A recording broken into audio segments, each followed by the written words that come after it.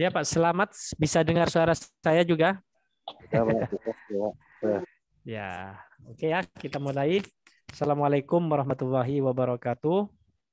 Waalaikumsalam warahmatullahi wabarakatuh. Salam sejahtera, salam sehat, dan selamat sore semuanya. Puji syukur, alhamdulillah kita diberi kesehatan, diberi kesempatan dalam melaksanakan kegiatan rutin di kampus meskipun secara daring ya, termasuk seminar hasil penelitian Saudara Romsi pada sore ini. Oke, sebelum dimulai saya sapa dulu Pak Dr. Selamat. Gimana kabar Pak Selamat? Alhamdulillah baik ya Pak.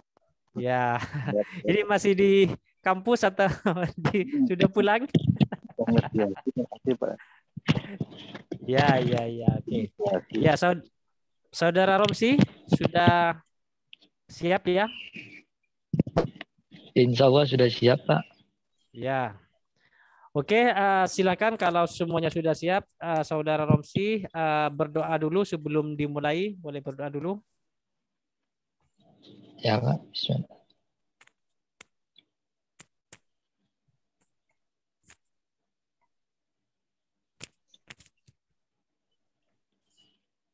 Terima kasih sudah selesai Pak. Ya, oke. Nah, Saudari Evi, ini ada partisipan enggak ini? Pak, ada Pak. Berapa orang? 9 ini Pak. 9 partisipan. Enggak, maksudnya selain ini, selain pembimbing sama mahasiswa yang bersangkutan ini, seminar hasil sekarang? 5 Pak, 5. 5 orang? Ya Pak. Itu mahasiswa semua ya, 5 orang itu? Ya Pak, mahasiswa Pak. Oh iya. Baiklah, oke, Saudara Ramsi, silakan presentasi. Waktunya paling lama maksimal 10 menit ya. Silakan sampaikan pokok-pokok yang ada di draft ini, khususnya hasil temuan, novelty-nya itu apa, analisisnya itu seperti apa, terkait dengan problematika hukumnya. Silakan Romsi. Maksimal Terima kasih 10 menit. Pak. Ya, terima kasih. Saya awali. Assalamualaikum warahmatullahi wabarakatuh. Yang saya hormati Bapak Dr. Zainuri, SMH. Yang saya hormati Bapak Dr. Selamat Suratuno, SHMH, dan juga Mbak Evi. Terima kasih atas bantuannya. Langsung saja, terima kasih atas waktunya. Langsung saja untuk presentasi yang diberikan kepada saya pada kesempatan kali ini. Yang pertama, terkait dengan judul tesis yang diambil oleh saya pribadi dalam penelitian tesis ini adalah analisis hak anak terhadap pendidikan saat menjalani tahanan di rumah tahanan kelas 12 Sumeneb. Jadi mungkin Mbak Evi tidak terlalu terpaku sama slide karena ini waktunya 10 menit. Jadi saya akan presentasikan sesuai dengan apa yang saya temukan, yang saya analisa dengan teori-teori yang sudah saya tulis dalam tesis ini. Dalam kesempatan kali ini, penelitian ini menggunakan penelitian empiris, di mana dalam penelitian empiris itu disebut juga dengan penelitian lapangan. Sesuai dengan pembahasan yang telah disidangkan dalam proposal sidang kemarin,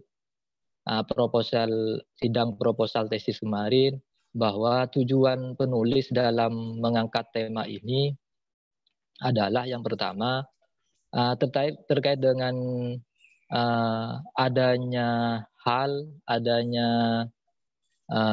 sesuatu yang mesti kita ketahui bersama, yang mesti kita teliti bersama, terutama berkaitan dengan hak pendidikan saat menjalani tahanan di rumah tahanan kelas 12 Sumeneb. Pada hakikatnya, pada prinsipnya, yang namanya rumah tahanan dengan lembaga pemasyarakatan itu memiliki perbedaan dan juga persamaan tersendiri.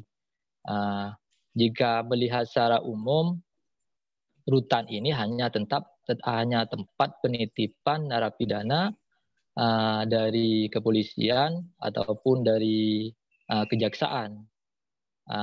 Sementara kalau lapas ini adalah tempat narapidana anak ataupun dewasa atau anak didik pemasyarakatan ketika sudah mendapat putusan. Sementara faktanya di Sumeneb ini dalam pelaksanaan di lapangan rumah tahanan kelas 2B Sumeneb ini menjalankan berapa fungsi. Yang pertama, menerima titipan dari kepolisian ataupun kejaksaan itu sendiri. Kemudian ketika sudah putus, sudah dapat putusan pengadilan, ini masih tetap ditetapkan atau ditempatkan di di rutan kelas 2B Sumeneb ini. Kenapa demikian? Karena di Sumeneb ini masih belum ada lapas khusus atau lapas umum yang menampung narapidana atau para terdakwa yang sudah mendapat putusan pengadilan itu. Jangankan untuk lapas anak, lapas umum saja itu tidak ada, dan itu menjadi kendala utama, menjadi dasar utama penulis kenapa harus di rumah tahanan kelas 2B Sumeneb. Seperti yang disampaikan Pak Selamet kemarin, ini tesis bukan skripsi. Kenapa ini skopnya rutan bukan lapas, gitu kan? Memang demikian. Sempat terlintas, saya sudah konsultasi dengan Pak Sinuri selaku pembimbing utama kemarin. Kenapa ini di rumah tahanan kelas 2B Sumeneb? Karena faktanya demikian. Fakta yang ada demikian. Jika fakta yang ada seperti itu, apakah kita sebagai ini akan diam saja atau gimana terkait dengan realita yang ada demikian? Sementara hak pendidikan yang diusung utama dalam penelitian tesis ini memang sangat urgent sekali, karena melihat dari undang-undang, dari segi undang-undang dasar, undang-undang pelindungan anak, kemudian undang-undang sistem pendidikan nasional, kemudian undang-undang pemasyarakatan itu sendiri menekankan bahwa betapa pentingnya pendidikan, bahwa betapa pentingnya hak pendidikan yang didapat oleh anak didik pemasyarakatan yang ada di lapas atau di rumah tahanan itu sendiri. Jadi dalam pembahasan ini terfokus pada anak didik pemasyarakatan, kemudian rumah tahanan kelas 2B Sumeneb. Anak didik pemasyarakatan yang dimaksud di sini adalah anak yang sudah mendapat putusan pengadilan yang ditempatkan di rumah tahanan kelas 2B Sumeneb. Kenapa tidak dilimpahkan ke lapas anak yang ada di Blitar? Ini sudah tertera rapi dalam penulisan tesis ini. Dalam kesempatan suatu kesempatan kemarin itu, penulis sudah observasi, sudah melakukan penelitian ke lapas kelas 2B Sumeneb terkait dengan pernyataan tersebut. Kenapa anak didik pemasyarakatan atau anak pidana yang sudah mendapat putusan pengadilan ini masih tetap ditempatkan di rumah tahanan kelas 2B Sumeneb? Alasan dari Kepala Rutan ini ada beberapa pertimbangan. Yang pertama terkait dengan lamanya putusan pengadilan.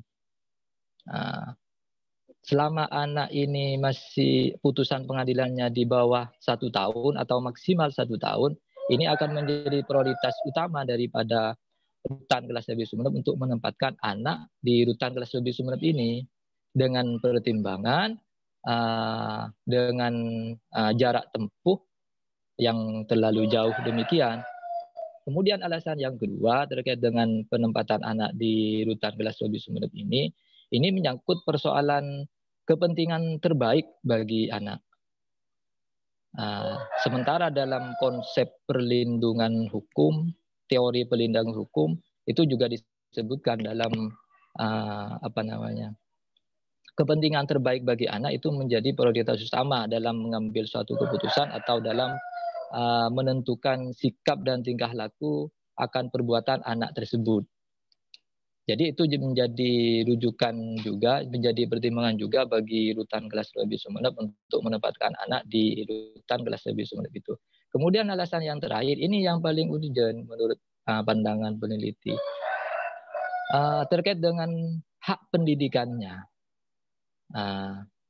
Itu alasan dari Kepala Rutan kelas 2B Sumeneb.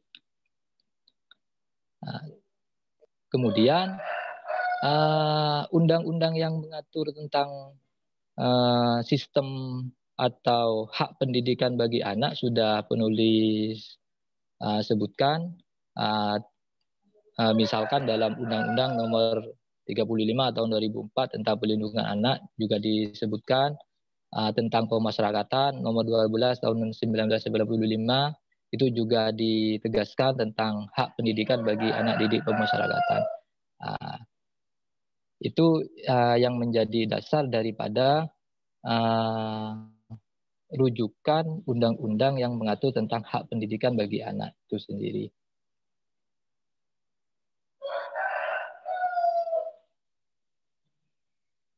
Kemudian dari hal-hal yang telah dipaparkan penulis tadi, sehingga menimbulkan atau munculkan dua rumusan masalah, yaitu yang pertama rumusan masalahnya adalah apakah pemenuhan hak pendidikan bagi anak yang berkonflik dengan hukum di rumah tahanan kelas 2 sesuai dengan prinsip Undang-Undang Nomor 35 tahun 2014 tentang Perlindungan Anak. Kenapa dalam hal ini penulis mencantumkan satu undang-undang saja, atau kenapa tidak undang-undang lain? Kenapa undang-undang perlindungan anak? Karena penulis setelah dipelajari bahwa yang paling menyangkut, yang paling dominan, yang paling banyak menyentuh tentang hal pendidikan, tentang hak secara umum pada anak, terutama anak didik pemasyarakatan, ini berkaitan dengan hak dengan Undang-Undang Perlindungan Anak itu sendiri. Kemudian dari situlah penulis mengambil dalam rumusan masalah ini terkait dengan Undang-Undang Nomor 35 tahun 2014 tentang Perlindungan Anak itu sendiri. Kemudian bagaimana upaya yang dilakukan Rumah Tahanan Kelas 2B Sumeneb untuk mengatasi hambatan yang terjadi dalam proses pemenuhan hak pendidikan terhadap anak yang berkonflik dengan hukum? Tentunya dalam penelitian ini penulis sudah melakukan observasi, sudah melakukan wawancara, sudah terjun langsung ke lapangan, ke Rumah Tahanan Kelas 2B Sumeneb untuk menanyakan atau untuk menganalisa terkait dengan data-data yang diperlukan dalam penulisan tesis ini. Yang ternyata dalam perjalanan observasi itu ada kepala rutan, kemudian kepala pelayanan tahanan ini menyampaikan bahwa ada kendala-kendala yang sangat spesifik yang mengakibatkan hak pendidikan bagi anak ini kurang begitu maksimal atau kurang begitu optimal. Makanya dari itu penulis mencantumkan upaya untuk mengatasi masalah yang ada dalam persoalan di Rumah Tahanan Kelas 2 Sumeneb itu dalam melaksanakan hak pendidikan bagi anak dalam rumusan masalah ini. Itu pandangan penulis. Kemudian lanjut mungkin Mbak Evi terkait dengan variabel penelitian. Kemudian klasifikasi variabel. Variabel penelitian adalah segala sesuatu yang berbentuk apa saja yang ditetapkan peneliti untuk dipelajari sehingga diperoleh informasi tentang hal tersebut. Dalam penelitian ini penulis menggunakan variabel independen dan juga variabel dependen. Jadi kan ini penelitian empiris yang dalam selama proses pembelajaran di bangku perkuliahan entah S1 atau S2, penulis juga kurang begitu paham terkait dengan penelitian empiris ini, sehingga dalam tesis ini penulis menggunakan teknik teknik penelitian empiris ini di samping pembelajaran tersendiri bagi penulis untuk jadi bahan tambahan. keilmuan ke depannya. Kemudian prosedur pengambilan atau pengumpulan data di sini juga dibahas, juga dicantumkan oleh penulis terkait dengan hal-hal yang berkenaan dengan kelengkapan data, dengan kelengkapan data yang ada di tesis ini. Kemudian lanjut mungkin Mbak Evi lebih ke intinya terkait dengan teori perlindungan hukum, karena dalam tesis ini penulis menggunakan teori perlindungan hukum dan juga kepastian hukum. Menurut Sajito Raharjo, perlindungan hukum adalah adanya upaya melindungi kepentingan seorang dengan cara mengalokasikan suatu hak asasi manusia, kekuasaan kepadanya untuk bertindak dalam rangka kepentingannya tersebut. Kemudian menurut Setiono, perlindungan hukum adalah tindakan atau upaya untuk melindungi masyarakat dari perbuatan sewenang-wenang oleh penguasa yang tidak sesuai dengan aturan hukum untuk mewujudkan ketertiban dan ketentraman sehingga memungkinkan manusia untuk menikmati martabatnya sebagai manusia. Menurut Mohsin, perlindungan hukum adalah kegiatan untuk melindungi individu dengan menyerasikan hubungan nilai-nilai atau kaidah-kaidah yang menjelma dalam sikap dan tindakan dalam menciptakan adanya ketertiban dalam pergaulan hidup antar sama manusia. Dari beberapa pandangan atau definisi hukum, dari definisi perlindungan hukum yang disampaikan oleh beberapa ahli, sehingga penulis dapat menarik benang merahnya atau menarik beberapa kesimpulan bahwa pelindungan hukum ini memang sangat esensi, kemudian sangat diperlukan, terutama dalam konteks ini, dalam tesis ini, menyangkut tentang hak perlindungan, hak pendidikan bagi anak yang sedang berkonflik dengan hukum yang ada di rumah tahanan kelas 12 Sumeneb. Jadi dalam penelitian ini dengan menggunakan konsep perlindungan hukum di sini dapat menjadi titik terang, menjadi payung hukum tersendiri bagi anak didik pemasyarakatan yang terjerat dengan hukum untuk tetap menjalani dan difasilitasi, kemudian diperjuangkan hak-haknya, terutama yang berhubungan dengan hak pendidikannya. Kemudian lanjut Mbak Evi, bentuk dan sarana perlindungan hukum.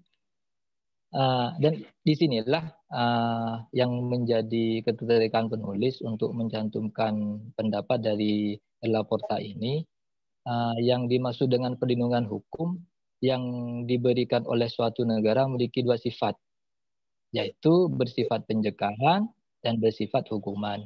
Bentuk perlindungan hukum yang paling nyata adalah adanya institusi-institusi penegak hukum seperti pengadilan, kejaksaan, kepolisian, dan lembaga penyelesaian sengketa di luar pengadilan lainnya. Perlindungan yang dimaksud dengan bersifat pencegahan yaitu membuat peraturan, sedangkan perlindungan yang dimaksud bersifat hukuman adalah menegakkan peraturan. Jadi ini menurut pandangan penulis sangat berhubungan sekali dengan tema atau dengan judul yang diangkat penulis dalam penulisan tesis ini, dan juga sudah dianalisa, sudah dicantumkan dalam tesis yang sudah diselesaikan sesuai dengan arahan dan petunjuk daripada pembimbing. Kemudian terkait dengan kepastian hukum, di samping perlindungan hukum, penulis juga mencantumkan tentang teori kepastian hukum dengan tujuan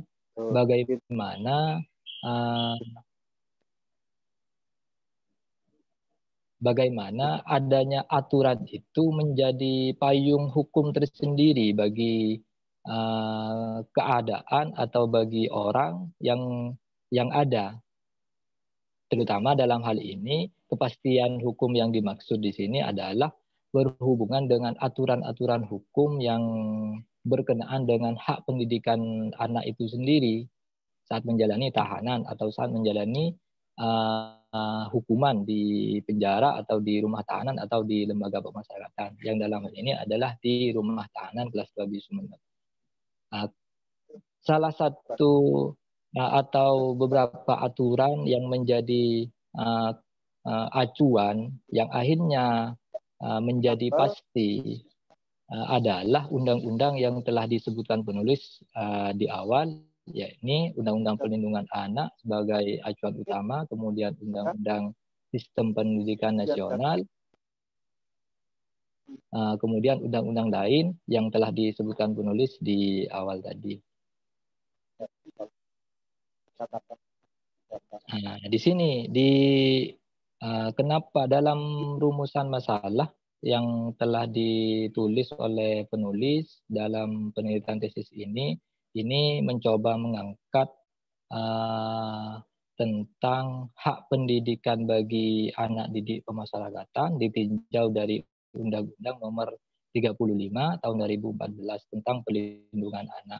Di sini tertera dalam pasal 59 ayat 1 yang menyatakan bahwa pemerintah daerah dan negara-negara lainnya berkewajiban dan bertanggung jawab untuk memberikan perlindungan khusus kepada anak.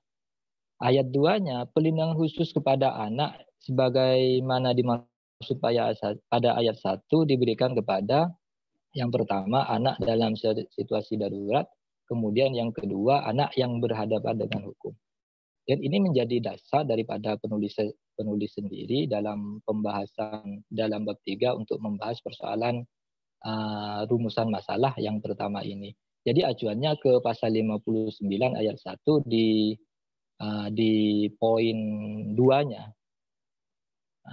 Kemudian dilanjut dengan penjelasan hak pendidik anak yang berkonflik dengan hukum, anak yang berhadapan dengan hukum dipertegas lagi dalam undang-undang yang sama, yaitu pasal 64 yang menyatakan bahwa perlindungan khusus bagi anak yang berhadapan dengan hukum sebagaimana dimaksud dalam pasal 59 ayat 2 huruf B dilakukan melalui perlakuan secara manusiawi dengan memperhatikan kebutuhan sesuai dengan umumnya. Ini sudah disampaikan, sudah dikorelasikan dengan pernyataan narasumber yang ada di rumah tahanan kelas 2B Sumeneb, yakni dari kepala rutan, kemudian dari kepala pelayanan tahanan, kemudian dari tenaga pendidik yang ada di sana, kemudian dari narapidana anak itu sendiri atau dari anak didik pemasyarakatan itu sendiri. Dan ini tidak ada perlakuan yang tidak manusiawi di sana dalam pernyataannya, dan itu sudah dituangkan dalam bentuk tulisan di tesis ini. Kemudian yang kedua, pemisahan dari orang dewasa, dan ini masih belum terjadi di rumah tahanan kelas 2B Sumeneb. Narapidana dewasa dengan anak didik pemasyarakatan masih bercampur baur di sana. Cuman ada pemisahan sel, ada pemisahan ruang sel itu, sementara untuk tempatnya masih dalam satu lingkungan, yaitu bercampur baur dengan narapidana dewasa itu sendiri. Kemudian yang ketiga, pemberian bantuan hukum dan bantuan lain secara efektif. 4, pemberlakuan kegiatan rekreasional. 5, pembebasan dari penyiksaan, penghukuman, atau perlakuan lain yang kejam, tidak manusiawi, serta merendahkan martabat dan derajatnya. Hal itu sudah dipaparkan, sudah ditulis dalam tesis penulis ini. Kemudian 6, 7, 8, 9, 10, 11, 12, 13 ini sudah dipaparkan juga, namun tidak secara spesifik, tidak secara rinci, cuman selintas untuk melengkapi data. Sementara fokus dari penulis ini berkutat pada poin 14-nya ini, yaitu pemberian pendidikan yang menjadi tombol atau menjadi acuan utama dari penulisan tesis ini. Dalam kesempatan waktu itu, yang dilakukan Rutan Kelas 2B Sumeneb dalam melaksanakan hak pendidikan bagi anak didik pemasyarakatan ini cuma satu langkah aja, cuma satu hal saja yang dilakukan, yakni dengan menggunakan atau melaksanakan kejar paket, kejar program kesetaraan paket atau kejar paket A, B, dan C itu. Sementara untuk kegiatan lain, belajar mengajar sesuai dengan tuntutan Undang-Undang Sistem Pendidikan Nasional itu masih belum, karena koordinasi yang dilakukan oleh Rutan Kelas 1 Sumeneb dengan lembaga pendidikan yang ada di Kabupaten Sumeneb ini masih belum ada yang mau lembaga pendidikan untuk melaksanakan atau untuk bekerja sama dalam pelaksanaan KBM yang dilakukan antara anak didik pemasyarakatan dengan siswa biasa. Ini masih belum dilakukan lantaran masih belum ada kerjasama dengan lembaga pendidikan yang ada di wilayah Kabupaten Sumeneb sendiri.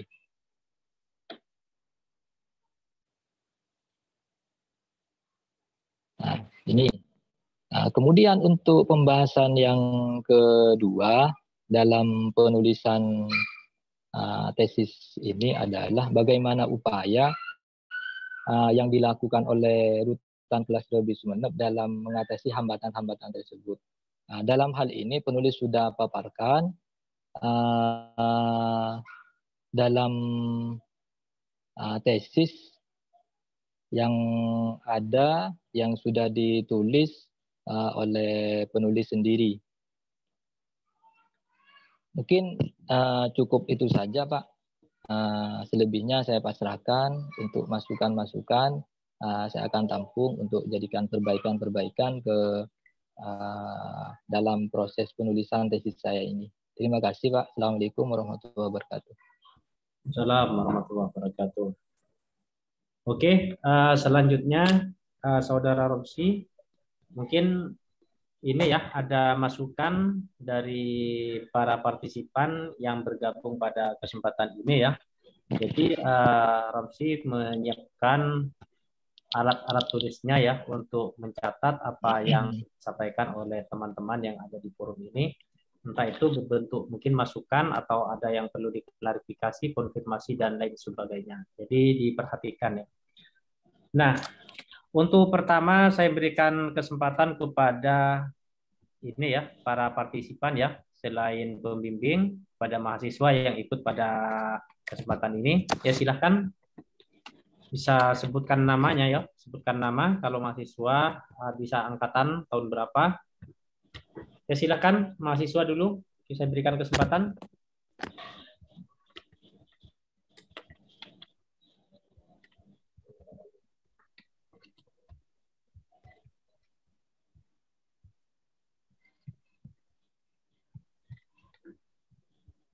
Silakan mahasiswa, ada yang ini mau memberikan ini ya sumbangsi pemikiran kepada Romsi untuk menjadikan ini ya tulisannya lebih baik tentunya. Silakan teman-teman, jangan ini ya, jangan pelit-pelit untuk memberikan masukan kepada temannya. Silakan kalau ada yang berikan masukan atau ada yang perlu ditanyakan misalnya, karena pada kesempatan ini merupakan ini ya pertemuan yang dikhususkan adalah untuk menyampaikan hasil penelitian itu.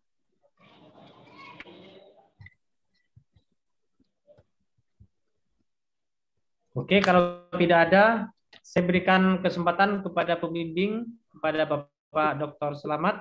Mungkin ada hal-hal yang perlu disampaikan di kesempatan ini. Silakan, Bapak Dr. Selamat. Terima kasih, Dr. Sen. Kami sudah banyak sekali ya bimbingan, konsultasi, dan juga masukan. Jadi memang untuk mencapai kesempurnaan akan sangat mudah memang. Karena memang tentu saja kami dari jarak jauh, via email, ya penjelasan kami secara oral tidak bisa dilakukan ya. Istilahnya kami mengoreksi dan seterusnya. Nah, dan satu yang perlu kita juga karena kami eh, hanya catatan-catatan di naskah yang sudah email ke kami. Nah saja mungkin yang perlu diperhatikan oleh Mas Rofi ya, Mas Rofi itu terkait dengan data ya, kan penelitian empiris ya. Kalau penelitian normatif itu kan secara masalah telaah norma, telaah kompositif ya. Ini karena mengenai penelitian empiris, maka saya harapkan data yang diambil dari sumber aslinya itu betul-betul valid ya, kualitas, sehingga apa yang nanti diharapkan dalam itu bisa tercapai dengan memuaskan. Dan yang kedua terkait dengan metode penelitian ya, saya belum tahu persis ini nanti apa yang nanti gunakan ya, apakah betul-betul nanti dari responden ya, itu anak yang sedang menjalani pidana ya, jadi anak yang berhadapan dengan hukum tadi, ataukah sekedar diambil sampel beberapa dan sedikit dengan kepala lapasnya, mungkin juga pada anaknya, orang tua dan sebagainya. Itu terus nanti betul-betul dijaga validitasnya sehingga apa yang diperoleh itu betul-betul objektif ya. Karena dalam bidang ilmiah itu yang diinginkan adalah objektivitas ya, dari hasil penelitian itu. Jangan subjektif. Apalagi kalau metode itu kan memotret fakta ya, tidak berbicara norma ya, hanya mencocokkan antara norma dan fakta ya. Ketika dengan normatif kita menelaah aturan-aturan yang tertuang di dalam kompetitif. Tapi kalau penelitian empiris itu memotret fakta, kita ada di luar yang kita teliti. Kalau penelitian normatif kita di dalamnya ya, ikut mempengaruhi, ikut mengumpulkan pendapat, ikut analisis, menyampaikan pikiran kita. Tapi kalau empiris hanya mencocokkan fakta dengan norma itu. Normanya A, apakah betul di lapangan itu A, sehingga objektivitasnya itu akan teruji di situ, akan lebih melepaskan subjektivitasnya. Ini yang perlu kita sampaikan, sehingga data yang diperoleh itu betul-betul harus akurat. Kita penonton, kita memainkan peran dengan kita empiris, dan normatif kita memainkan peran. Kita hanya penonton memotret realitas kehidupan dihadapkan dengan norma atau fakta-fakta yang ada. Terkait misalnya hak memperoleh pendidikan dari ya anak-anak yang sedang menjalani hukuman di lapas. Betulkah anak-anak itu tidak memperoleh hak yang semestinya dengan normanya? Tidak. Ya, problemnya apa? Masalahnya apa? Ya, mungkin tidak ada ruang kebebasan untuk menikmati pendidikan. Mungkin lapas tidak menyediakan fasilitas yang memenuhi syarat. Mungkin ini yang harus digali nanti oleh Mas Agus Ronti ya. Betul menggali fakta, menggali realita ya, yang terjadi di dalam praktek itu menurut saya yang perlu tadi Mas Rofi terkait dengan metode penelitian. Dan juga yang berikutnya adalah harus ada benang merah, judul, latar belakang, kemudian masalah, ya kan, pembahasan sama simpulan. Ini satu satuan yang utuh. Judul itu merupakan representasi dari isi, ya, latar belakang menggambarkan dari yang khusus dan geometri yang digunakan, analisis masalah sampai betul-betul simpulan itu singkat menjawab permasalahan secara singkat. Itu kan dianalisis, rumusan masalah dianalisis di pembahasan. Ya. Hasil pembahasan itu disimpulkan ya, yang berangkat bertolak dari rumusan masalah. Maka nanti kesimpulannya cukup sedikit aja, tapi mengarah pada jawaban singkat hasil analisis permasalahan. Ya, jadi judul, latar belakang, rumusan masalah, pembahasan betul dapat ditelusuri benang merahnya, ada kaitan satu sama lain yang tidak bisa dipisahkan. Dan sampai nanti rumusan masalahnya A, ya seharusnya itu hasilnya A plus atau amin, tapi nanti hasilnya malah simpulannya misalnya C, ini nggak benar ya. Jadi ini yang harus diperhatikan Mas ya. Kemudian juga yang keempat Ya. terkait dengan tulisan ya, tolong digunakan kata yang tepat, pilihan kata yang tepat dengan kalimat yang baik ya.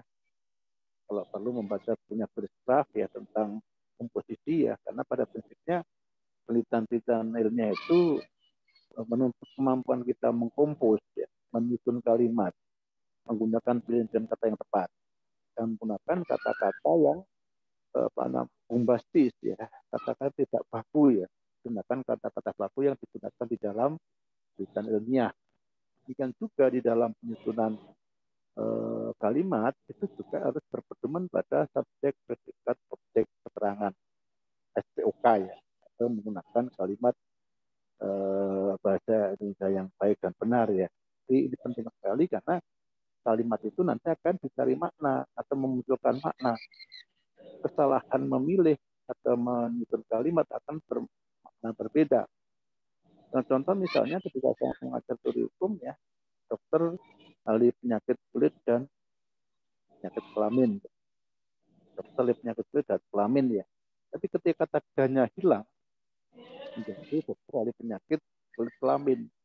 Ya, sehingga makna yang sebetulnya itu untuk menunjukkan dokter ahli penyakit kulit dan penyakit kelamin hanya menjadi dokter penyakit kulit kelamin. Ini sudah beda makna. Hanya satu kata dan itu tertinggal.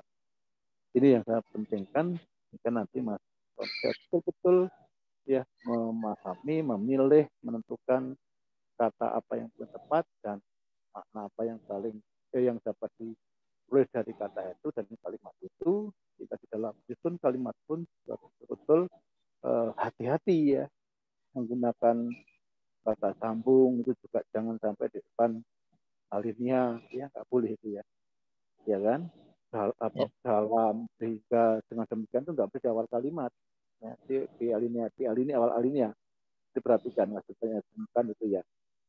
Dan juga cermat di dalam menentukan titik koma, penting sekali ya, karena itu akan tadi saya katakan mengubah makna, memberikan makna. Salah titik, salah koma kan memberikan makna yang berbeda sekali. Dan juga aktualisasi referensi, buku-buku referensi ya, katalog di itu dari saya itu dokter ya, nanti sambil bimbingan Mas ya, kita masih ada waktu itu dok. Terima kasih Dr. Zen dari saya. Halo Dr. Zen. Iya, Pak. Halo. Ya. Oke, Pak Dokter, selamat ya. Ya, oke. Ya. Terima kasih, Dok. Ya. Oke. Ya, itu tadi masukan dari Pak Dokter Selamat ya, Saudara Romsi ya, perlu diperhatikan ya. Nah, saya berikan kesempatan kepada yang lain ini, partisipan di luar pembimbing, mungkin ada?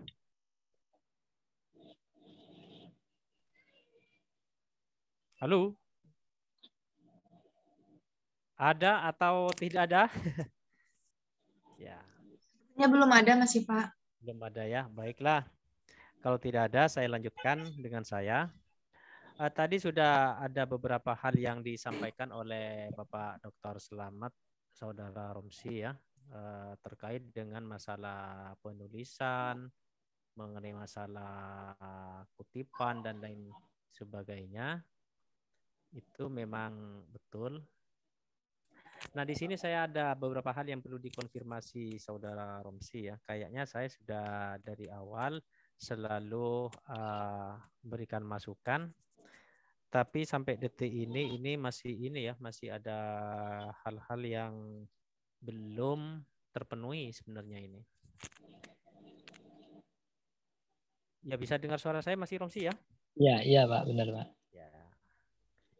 Ini terkait dengan metode penelitian Saudara Romsi ini yang digunakan, kenapa kok tidak menggunakan ini? Kok tidak menggunakan buku metode penelitian hukum, Romsi?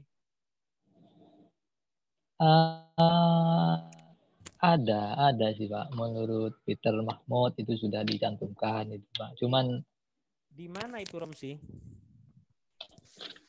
Di bab 2-nya aja itu, Pak. Cuman untuk di bab 3-nya, di bab 2 itu sudah dicantumkan. Cuman di bab 3, apa namanya, untuk teori itu menurut saya pribadi sih, Pak, lebih condongnya ke Erla Porta itu. Lebih ngepasnya ke sana cuman. Sebentar. Tapi untuk di Ya. bab 2-nya sudah. Bab 2 ini isinya apa saja, Romsi?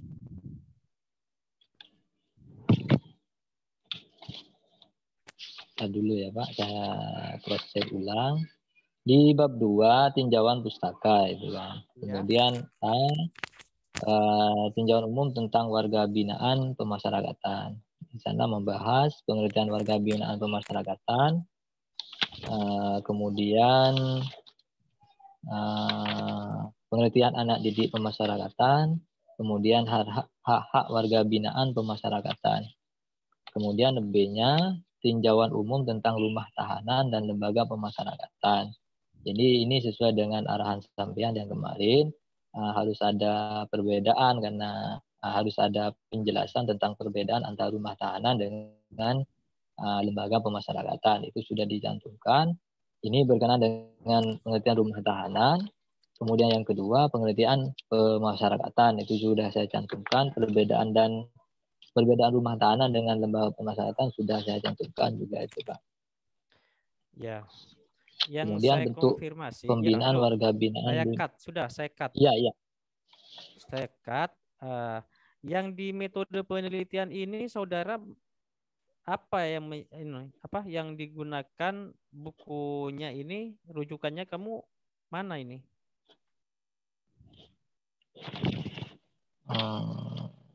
Di bab berapa itu ya, Pak? Sebentar, saya konfirmasi begini. Metode penelitian itu ada di bab tersendiri atau gimana, Romsi?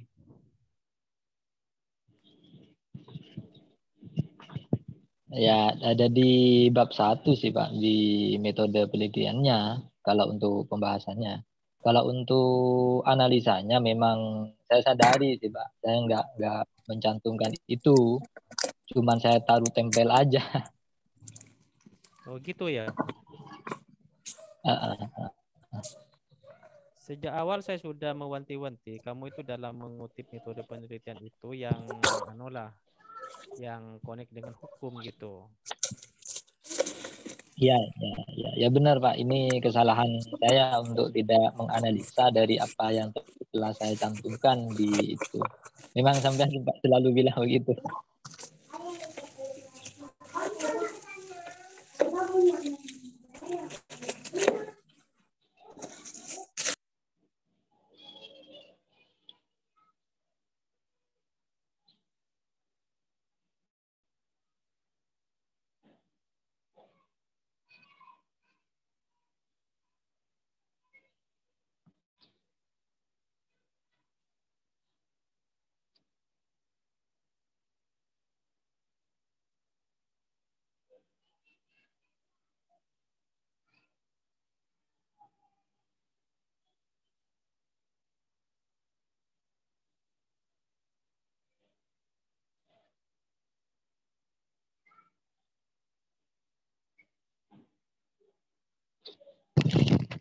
Halo, Bi.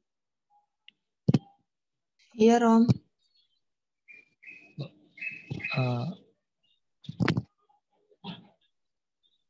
Sebentar, Pak Zainuri kayaknya keluar ini.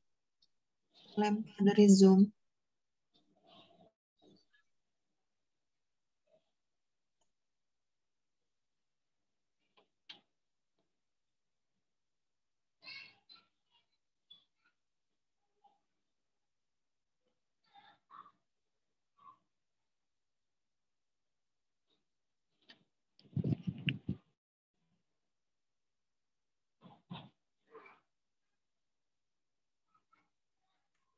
Ya, halo.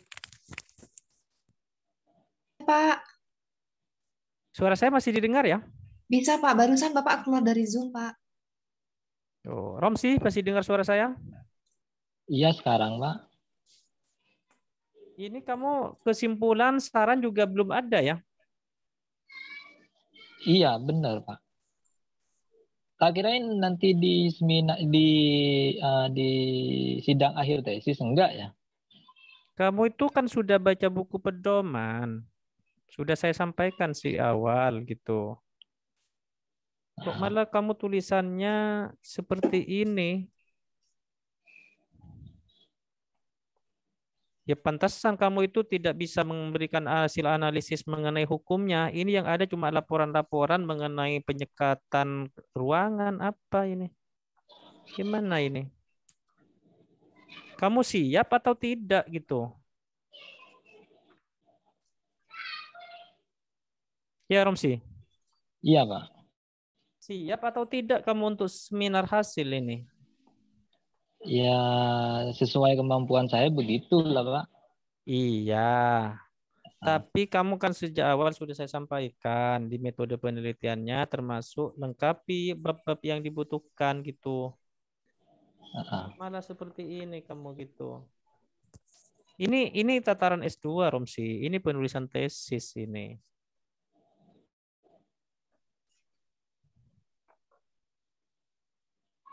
Ya ini diperbaiki lagi lah, diperbaiki. Tadi juga disampaikan oleh Pak Slamet.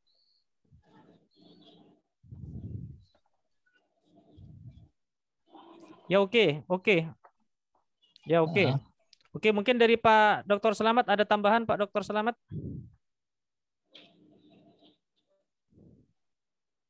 Halo? Oke, cukup. Itu masih perlu disempurnakan ya, Pak. Banyak yang perlu berbagi kabar. Jadi nanti kita lihat perkembangannya dari saran-saran saya tadi sampai bagaimana dikerjakan ya, nanti kita periksa. Memang masih sangat lemah sekali ya, temuan hukumnya, analisis hukumnya masih perlu dilakukan lebih baik, karena ini katanya kan tesis ya, harus muncul analisis dengan teori-teori yang digunakan atau digunakan di dalam tesis ini. Itu barangkali Oke ya. Iya oke Pak Dr. Slamet. Oke. Ya. Bidang medis soalnya. Iya Pak. Iya. Ya oke. Oke, terima kasih Pak Dr. Slamet. Ya. Ya oke, diperbaiki Ramsi ya, diperbaiki ya. Iya sih Pak. Ya oke, saya kira itu. Saya akhiri. Assalamualaikum warahmatullahi wabarakatuh. Selebihnya saya kembalikan ke Evi. Terima kasih Pak Zainuri selaku dosen pembahas utama dan juga terima kasih kepada Bapak Slamet Suhartono sebagai dosen pembahas kedua. Karena rangkaian acara dari seminar tesis ini sudah diakhiri oleh dosen pembahas pertama. Saya mohon pamit undur diri. Terima kasih kepada semua yang sudah join. Assalamualaikum warahmatullahi wabarakatuh. Assalamualaikum warahmatullahi wabarakatuh. Waalaikumsalam warahmatullahi wabarakatuh. Sudah.